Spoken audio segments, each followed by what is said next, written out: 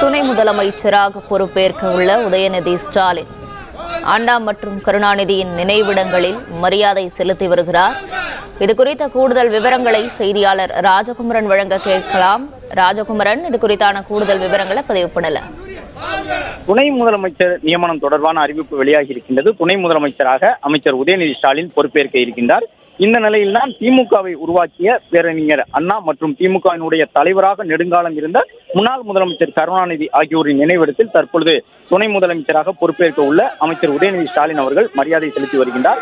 துணை முதலமைச்சர் நியமனத்திற்கு முன்பாக பெரியார் நினைவிடம் உள்ளிட்ட இடங்களுக்கெல்லாம் சென்று மரியாதை செலுத்துவார் என்று ஏற்கனவே திமுக தரப்பில் அறிவித்திருந்தார்கள். அதன் அடிப்படையில் சென்னை மெரினா கடற்கரையில் இருக்கக்கூடிய பேரறிஞர் அண்ணாவின் நினைவிடத்திலும் முன்னாள் முதலமைச்சர் கருணாநிதியின் நினைவிடத்திலும் தற்பொழுது துணை முதலமைச்சராக பொறுப்பேற்க உள்ள உதயநிதி ஸ்டாலின் மரியாதை செலுத்தி வருகின்றார். இதன் பிறகு பெரியார் திடலுக்கு செல்வார் எனவும், அது மட்டுமல்லாமல் கோபாலபுரத்தில் இருக்கக்கூடிய மூத்த அமைச்சர் உள்ளிட்டவர்களை எல்லாம் சென்று சந்திப்பார், கோட்டூர்புரத்திற்கு செல்வார், அதற்கு முன்பாக கோபாலபுரத்திற்கு செல்வார் என்ற தகவலையும் திமுக தரப்பில் தெரிவித்திருக்கின்றார்கள். கோபாலபுரம் இல்லத்திற்கு சென்று அங்கு ஆட்சி பெற்ற பிறகு அதன் தொடர்ச்சியாக கோட்டூர்புரத்திற்கு சென்று மூத்த அமைச்சர் துரைமுருகனை சந்திப்பார் என்ற தகவலும் தெரிவித்திருந்தார்கள். தற்போது சென்னை மெரினா கடற்கரை நினைவிடத்தில் இருக்கக்கூடிய பேரறிஞர் அண்ணா மற்றும் முன்னாள் முதலமைச்சர் கருணாநிதி ஆகியோரின் நினைவிடத்தில் மரியாதை செலுத்தக்கூடிய துணை முதலமைச்சராக பொறுப்பேற்க உள்ள உதயநிதி ஸ்டாலின் அடுத்ததாக பெரியார் திடலுக்கு செல்ல இருக்கின்றார். பெரியார் திடலுக்கு சென்று முடித்த பிறகு அங்கிருந்து கோட்டூர்புரம் செல்வார் அல்லது கோபாலபுரத்திற்கும் செல்வார் என்ற தகவலையும் தெரிவித்திருந்தார்கள். பின்னர் அறிவாலயத்திற்கு வந்து தமிழக முதலமைச்சர் மு க ஸ்டாலினை சந்தித்து அவர் வாழ்த்து பெறுவார் என்ற தகவலையும் தெரிவித்திருந்தார்கள். முன்னதாக நேற்றைய தினமே துணை முதலமைச்சர் நியமனம் குறித்த அறிவிப்பு வெளியான உடனேயே முதலமைச்சரும் திமுக தலைவருமான மு க ஸ்டாலின் அவர்களை சந்தித்து துணை முதலமைச்சராக நியமிக்கப்பட உள்ள அமைச்சர் உதயநிதி ஸ்டாலின் அவரிடம் வாழ்த்து பெற்றிருந்தார். அது மட்டுமல்லாமல் அமைச்சர்களாக பொறுப்பேற்க உள்ள நால்வரும் இன்னும் சற்று நேரத்தில் அண்ணா அறிவாலயத்திற்கு வருகை தர இருக்கின்றார்கள். இந்த நிலையில் தான் திமுக தொண்டர்கள் உதயநிதி ஸ்டாலினோடு இணைந்து அண்ணா மற்றும் கருணாநிதி நினைவிடங்களில் மரியாதை செலுத்தி வருகின்றார்கள். பெரியார் நினைவிடத்திற்கும் சென்று மரியாதை செலுத்த இருக்கின்றார்கள். திமுகவில் கடந்த ஆட்சி காலங்களிலும், அதாவது 2009-10 காலகட்டத்திலும் தற்போதைய திமுக தலைவர் துணை முதலமைச்சராக அப்போது இருந்தார். அதன் தொடர்ச்சியாக உதயநிதி ஸ்டாலின் அவர்களும் அதே போன்று இளைஞரணி செயலாளராக இருந்த மு க ஸ்டாலின் அவர்கள் அதன் பிறகு செயல் தலைவர் ஆவதற்கு முன்பாகவே துணை முதலமைச்சராக நியமனம் செய்யப்பட்டிருந்தார். அதே போன்று தற்பொழுது இளைஞரணி செயலாளராக இருக்கக்கூடிய உதயநிதி ஸ்டாலின் துணை முதலமைச்சராக நியமனம் செய்யப்பட்டிருக்கின்றார், கடந்த காலங்களில் திமுகவில் இருந்ததை போன்று. எனவே இது ஒரு முக்கியத்துவம் வாய்ந்த பொறுப்பாக ஆட்சியிலும் கட்சியிலும் பார்க்கப்படும் திமுகவில் துணை முதலமைச்சர் என்பது. அந்த சூழ்நிலையில் தான் திமுக தொண்டர்கள் இதை உற்சாகத்துடன் கொண்டாடி வருகின்றார்கள். குறிப்பாக சென்னை அண்ணா அறிவாலயத்தில் திமுக தொண்டர்கள் சற்று முன்பாக முதலமைச்சர் மு க ஸ்டாலினுடைய வாகனம் அறிவாலய வளாகத்திற்குள் வந்த உடனேயே சரவெடிகளை வெடித்து மேலதாளம் முழங்கி தங்களுடைய உற்சாகத்தை வெளிப்படுத்தியிருந்தார்கள். அது மட்டுமல்லாமல் மூத்த அமைச்சர்கள், கட்சியினுடைய மூத்த நிர்வாகிகள் இணைந்து தற்பொழுது உதயநிதி ஸ்டாலினுடன் அண்ணா மற்றும் கருணாநிதி ஆகியோருடைய நினைவிடங்களில் மரியாதை செலுத்துகின்றார்கள். பெரியார் நினைவிடத்திற்கும் சென்று மரியாதை செலுத்த இருக்கின்றார்கள். அதன் தொடர்ச்சியாக தேனாம்பேட்டையில் இருக்கக்கூடிய அண்ணா அறிவாலயத்திற்கு வருகை தர இருக்கின்றார்கள். முதலமைச்சரை சந்தித்து வாழ்த்து பெற இருக்கின்றார்கள்.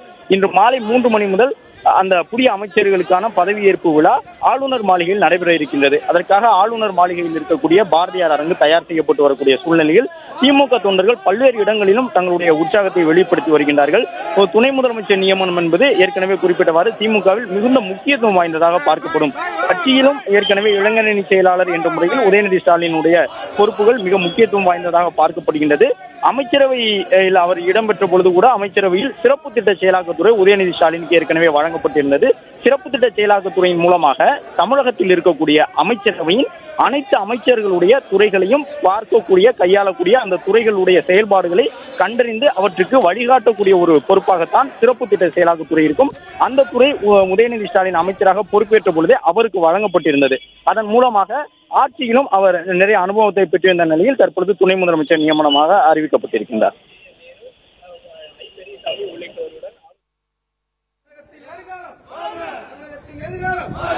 bro. சார் கொஞ்சம் அமைதியா இருங்க. பேசட்டுமா? பத்திரிகை மற்றும் ஊடக நண்பர்களுக்கு என்னுடைய வணக்கத்தை தெரிவிச்சுக்கிறேன். கழக தலைவர் அவர்கள், தமிழக முதலமைச்சர் அவர்கள் நேற்று இரவு ஒரு புதிய பொறுப்பை கொடுத்திருக்கிறாங்க. துணை முதலமைச்சர் அப்படின்னு ஒரு புதிய பொறுப்பு கொடுத்திருக்காங்க. இது பதவி அல்ல, பொறுப்பு என்பதை உணர்ந்து அதிகமாக மக்களுக்காக உழைப்பதற்கான ஒரு வாய்ப்பை கொடுத்திருக்கிறாங்க. இதுக்கு நான் தமிழக முதலமைச்சர், கழக தலைவர்களுக்கும் பொதுச் செயலாளர் அவர்களுக்கும் அனைத்து மூத்த அமைச்சர்கள், அனைத்து அமைச்சர்கள் அவங்களுடைய வழிகாட்டுதல்பட என்னுடைய பணிகள் அமைஞ்சிருக்கும். கண்டிப்பாக நிறைய பேர் வாழ்த்து தெரிவிச்சிருக்காங்க. அந்த வாழ்த்துக்களுக்கெல்லாம் நன்றி தெரிவிச்சுக்கிறேன். நிறைய பேர் விமர்சனம் வச்சிருக்காங்க. அந்த விமர்சனங்களுக்கும் சேர்த்து என்னுடைய நன்றியை நான் தெரிவிச்சுக்கிறேன். கண்டிப்பா ஒவ்வொரு வாழ்த்துக்களை எப்படி நான் உள்வாங்கிக் கொள்கிறோனோ அதே மாதிரி விமர்சனங்களையும் உள்வாங்கி அதில் தவறுகள் இருந்தால் திருத்திக்கிறதுக்கும் என்னுடைய பணிகள் இன்னும் சிறப்பாக அமைவதற்கும் தலைவருடைய வழிகாட்டுதலின்படி என்னுடைய பணிகள் அமையும் நான் நம்புறேன். இளைஞரணி செயலராக பொறுப்பேற்கும் போது இதே மாதிரி விமர்சனங்கள் வந்தது. என்னுடைய பணிகள் மூலமாக மட்டும்தான் நான் அதை நியாயப்படுத்த முடியும். அது மாதிரி அமைச்சர் பொறுப்பு கொடுக்கும்போதும் சரி, சட்டமன்ற உறுப்பினராகவும் சரி, விமர்சனங்கள் வரதான் செய்யும். கண்டிப்பா எல்லா விமர்சனங்களையும் நான் வரவேற்கிறேன், உள்வாங்கிக் கொள்றேன். அந்த விமர்சனங்களுக்கு பதிலாக என்னுடைய பணிகளில் நான் சிறப்பாக அமைச்சுப்பேன். நன்றி.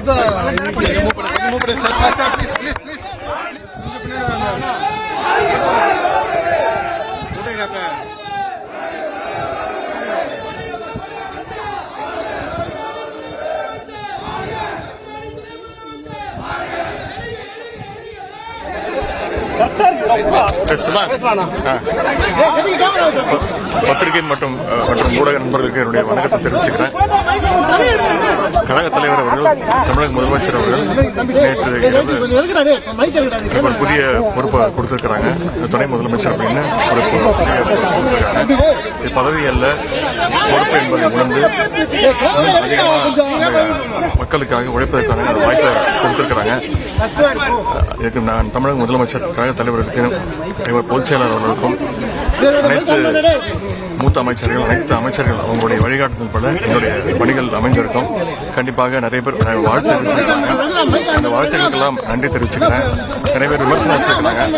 அந்த விமர்சனங்களுக்கும் சேர்த்து என்னுடைய நன்றியை நான் தெரிவிச்சுக்கிறேன். கண்டிப்பா ஒவ்வொரு வாழ்த்துக்களை எப்படி நான் உள்வாங்கிக் கொள்கிறோனோ அதே மாதிரி விமர்சனங்களையும் உள்வாங்கி அதில் தவறுகள் இருந்தால் திருத்திக்கிறதுக்கும் என்னுடைய பணிகள் இன்னும் சிறப்பாக அமைவதற்கும் தலைவருடைய வழிகாட்டுதலின்படி என்னுடைய பணிகள் அமையும் நான் நம்புறேன். இளைஞரணி செயலராக பொறுப்பேற்கும் போது இதே மாதிரி விமர்சனங்கள் வந்தது. என்னுடைய பணிகள் மூலமாக மட்டும்தான் நான் அதை நியாயப்படுத்த முடியும். அது மாதிரி அமைச்சர் பொறுப்பு கொடுக்கும்போதும் சரி, சட்டமன்ற உறுப்பினராகவும் சரி, விமர்சனங்கள் வரதான் செய்யும். கண்டிப்பா எல்லா விமர்சனங்களையும் நான் வரவேற்கிறேன், உள்வாங்கிக் கொள்றேன். அந்த விமர்சனங்களுக்கு பதிலாக என்னுடைய பணிகளில் நான் சிறப்பாக அமைச்சுப்பேன். நன்றி.